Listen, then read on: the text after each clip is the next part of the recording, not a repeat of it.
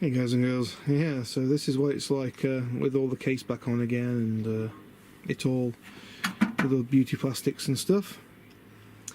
Just coming from being outside after jet washing them panels, covered in grit and stuff. I'll go for a shower in a minute. Kitty cats here, got ram sticks all over the floor naturally, loads of crap. I've just literally had a drawer collapse on me, so great stuff. The bottom fell out of one of the file cabinet drawers. So yeah, I'm going to cut the video here, probably make it into a 3-part thing, maybe 2-part. More likely a 3-part. Need to get myself some more of these plugs. Yeah, and some nice length of cable. I noticed that one of the solar panels, where the flames must have scorched the cabling, it's damaged the cable quite a bit. But I do have some very nice thick, about 600 volt rated heat shrink tubing. So I'm going to just slide that up there and then seal the ends with a bit of what the hell do you call it? Like hot glue.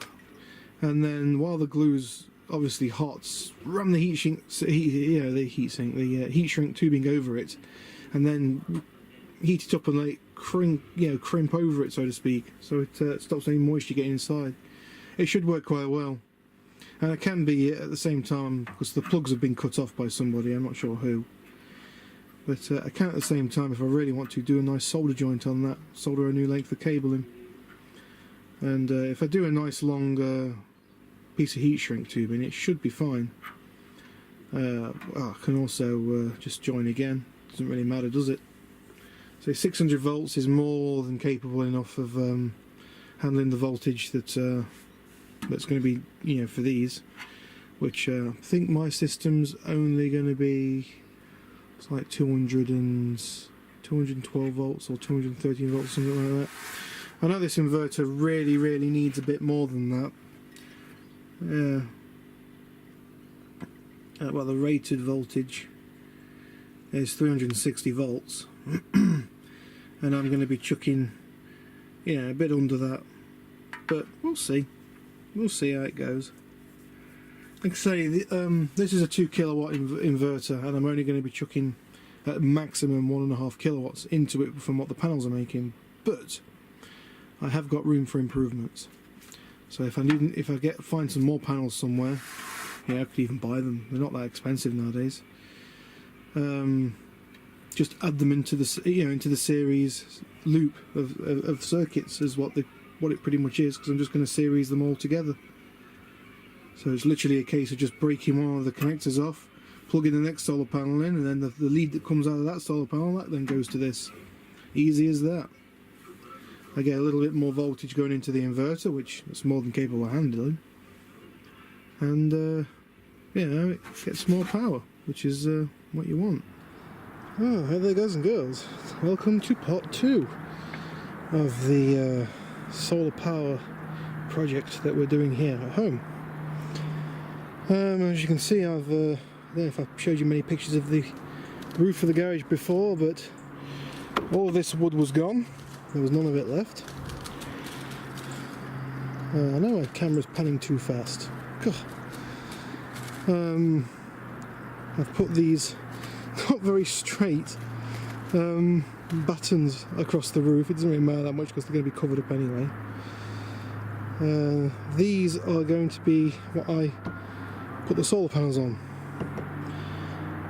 Believe me, being up here wasn't exactly fun. It pretty much took me all day to do it, unfortunately. It doesn't look like much, but read battery drills and stuff, Yeah, the cool thing is with this as well, if ever I do decide to take the wood off the roof again, which I can't see why, I can literally just get some, sealant of some description, seal the holes up that I've drilled into the roof. It was quite actually hard to find some screws that was long enough to go through the wood, then through the corrugation, and then into the the wooden beam underneath. I think I did pretty good. I say all I did with this side was took these nails out, because these are just nails, these things, and it literally went in where they were, through the holes. I tried my best to find the holes anyway. So I just literally did that, and I've pretty much replaced these things with the wood now. Not much holds these on, these panels. Quite literally, if you remove 3 of these, you could remove the whole panel. The whole panel would just slide down. It's amazing. They're as durable as they are. So this side of the roof should never come off. Because you know, this beam in the middle here, it never has anything screwed into it. You know, the roof literally is. Look, if you can see, there's on this side, there's none of these things sticking through the roof. So God knows why they actually put a beam in there. I mean, it's good they did, because I've been crawling around up here, covered in God knows what, green algae and crap. You can see how the roof looks a little more clean. It's where I've been crawling around. And this side is a lot more cleaner than that side now. Yeah. Yeah, and it rained as well. Oh, boy did it rain. We have been in a heat wave here. This is, what is the date today? It's like the 9th or 10th, I think, of January, February, March, July, August, I do believe. 2018. Just look at the video date. That's pretty much be uploaded either on the day or the day after. Yeah. Boy, did it rain. This roof is, I can tell you now, incredibly slippery. This isn't an asbestos roof, by the way. It's that, like, I don't know, cement fibre roof or whatever they call it. It's not asbestos. I guess you still want to breathe the dust in, right? But it's a little more, I don't know, friendly to people, I guess. Now this shed, this outhouse, this garage, whatever you want to call it, was put up. And I think it was about 2008, maybe? Maybe? Can't remember. Something like that. Yeah. So anyway, enough talking. I'm actually got to the point now where I'm going to offer a solar panel up to the roof and see how it looks. This is going to be good. Oh. Yeah. Hey guys and girls. So this is like day number 3, I guess. It's day number 2 of like putting the wood on the roof and stuff, dodging the rainstorms. But yeah, I'm getting the panels on the roof. This isn't the way they're going to go on. This is just how I'm doing it, because I've got to drill holes in the side of the panel, and on the other side of the panel, because this is the top, I do believe. Yeah, that's the top. I'm going to get these little brackets, put them on, and just use those to lift the panel up. Just a little bit of lift, just so they're pointing a bit more south. You know, every little bit helps. For what it takes me to do that, it should be nice and easy. It'll also look better as well, I think, rather than seeing panels all flat. So this is the first panel. I've got my nice long cable there, which is rated at 600 volts, so that should be more than adequate.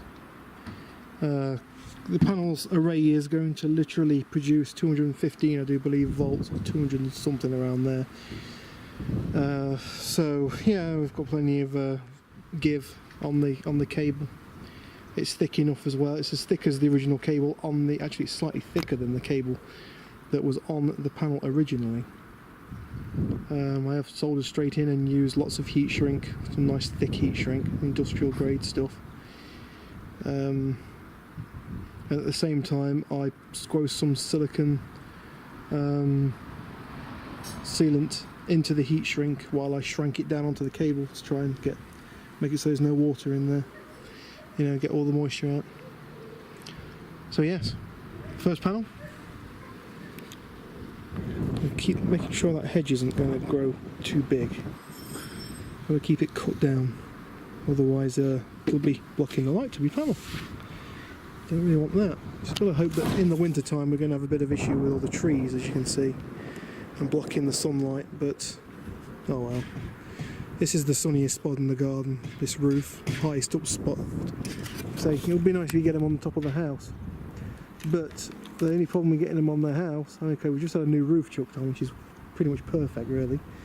It doesn't point true south, and you probably only get about 3 panels up there. Probably 3 or 4 panels. 3 along the bottom and then 1 on the top maybe. But even then it might stick out. The other side of the house, along the side of the house, it's actually longer, the side you can't really see. So you could do like, I don't know, 3 panels on the bottom there and 3 panels along the side. So you could be doing like morning and afternoon power generation, but this will do for now. Anyway, brother's patiently waiting, going to pass me a spanner because I'm using some galvanised steel bolts to go through the panel, and a drill as well. So, alright guys and girls, I'll catch you later. Okay, so that's 1 panel down. 5 more to go. And there you go, that's panel number 2. Obviously, don't forget to connect the 2 together. You see how we're going to ridge them at a bit of a slope, so they try and point a bit more further south. It's not by much, but it'll do. Oh, okay. And that's panel number 3 on. It's all good. Because what I'm doing, I'm holding the panels down by drilling through, and on that side I'm putting bolts through here, through that one there. So the one bracket is holding down 2 panels. It's not exactly ideal, but I'm pretty sure that'll hold them. These things don't weigh that much. Okay, I guess probably in absolute tornado winds they probably would be a bit flappy around, but they've got to be bloody windy to do that. Like I say, I'll be coming up here once a year anyway and treating this, taking these panels off and treating the wood. So obviously in that time I can be you know, inspecting everything. Yeah, I think I attract the attention of my brother, who has taken the ladder away so I can't get down off the roof. I will I'll get the 4th panel up. Yeah, one to laugh at, guys and girls. Okay, that's panel number 4 up. As you can see, the sun's slowly setting. It's taking a bit longer than usual, but yeah, well, usual. Taking a bit longer than I thought it would, but I've got to drill holes in the sides of the panels and whatnot, and well, I've not connected it up yet. What did I say earlier? Oh dear. Yeah. Okay, let's get it on. Okay guys and girls, that is the 5th panel installed, well, sort of installed. It is actually installed, yeah. I've put the brackets, I've run out of bloody bolts, so my brother's gone out to get some. I need 2 more. It's typical, isn't it? Yeah, I've not connected this one to this one just yet. But on the end of that is I don't know, considerable voltage. I can get them ready though. These are actually zip tied together. It's interesting. Didn't notice that. Yeah, it plugs into there. These connectors are quite interesting. Look, they're like sort of very weatherproof connector. Very, very good insulation on those. Yeah, they're very weatherproof as well. But I mean, there won't get much rain on them because they're going to be under the panels. But yeah, even so, clever design. Designed for, I think it's about 20 amps. These things are. Of course, they're also designed for crazy voltage. I mean, people can get these solar arrays up to about 500 volts, probably even higher. So they've got to be rated for it. Yeah. Right, I'm just going to get this one marked up. and get the holes drilled in it. Hopefully by then my brother will be back and we can get this last panel on. Whew. What a job. Not a pleasant job, but I'm glad I'm doing it on the garage roof rather than on the house roof. That wouldn't be nice. Yeah, you can see up there we've got a little solar beacon on the roof. I've got my amateur radio, which I don't use actually at the moment because I haven't got a radio. It's a nice mobile 270s, which actually gets a higher gain than most base station areas. Actually, that's a trilinear, that one. Collinear? Whatever. 3 frequency, just 6, 2 and 70 sems. So. Oops. Try not to get it out of focus. And of course, I had to do it. I had to put a solar beacon, which is, why is it going out of focus? Solar powered. That thing right there, that is a wireless repeater, which we just chucked up there on some zip ties. You can see the nice, that works on power over Ethernet, which is quite nice. So we've just got an Ethernet cable sprawled across the house because it was just randomly chucked up there. But that's nice because I can get Wi-Fi everywhere. As far as the eye can see around here, I can pretty much pick up a Wi-Fi signal from our, so any neighbours' houses I go into, I've got Wi-Fi. It does 2.4 and 5 gigs, which is nice.